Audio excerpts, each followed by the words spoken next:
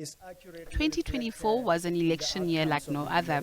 Due to amendments of the country's Electoral Act, the Electoral Commission had its hands full trying to educate political parties, independent candidates and the electorate about the changes before the elections. The Commission's credibility also came under attack, aimed at discrediting the elections, which were ultimately declared free and fair. Vice Chairperson of the Electoral Commission, Janet Love, who has been with the IEC since 2016, shared her experience as a commissioner, lamenting incidents of intimidation of women that often occur. I suppose the different lows that are there are to do with when women, first of all, in terms of an election periods, really face significant targeting, significant abuse, and I think that is something that then distracts voters from understanding that voting is about change.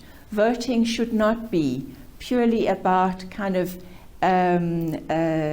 trolling and dealing with individuals in that kind of manipulative way, but should rather be playing the issue rather than the individual, and in that not targeting women. To this, in KwaZulu-Natal, law enforcement was reinforced in the wake of the elections. Ntomfuthi Masinga, who has served in the commission for 21 years, reflected on her work.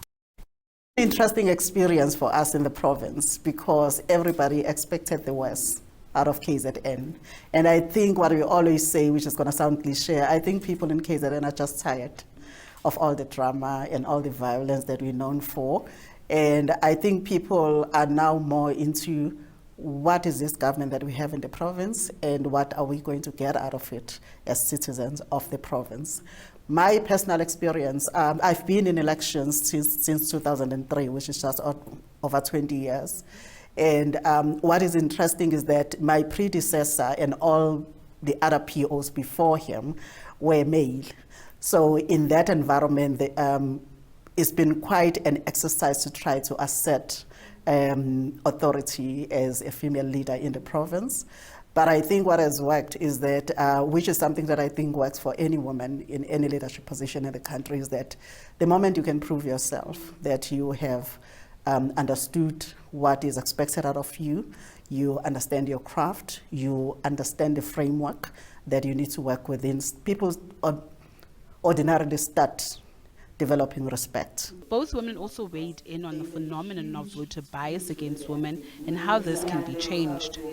The fact that women are the majority of people who register and the majority of people who vote is because women generally carry the understanding of duty and responsibility as something that is just inculcated in every part of their lives from very early ages. So it's not a surprise.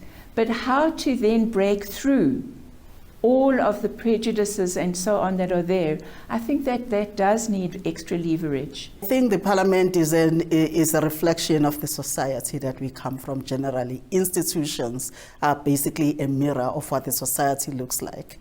And there is still that issue within our societies that even us as females will still vote a man because we don't trust each other and we don't think that we are capable as females.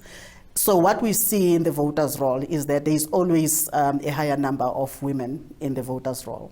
But you see the opposite when it comes to either candidates that are put forward by political parties or after elections when you see the gender breakdown of the members of our parliament.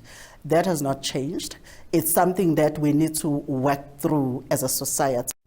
Commissioner Love and P.O. Masinga have described working in the Commission as meaningful and enriching and have lauded the IEC's continuous efforts to enhance female representation.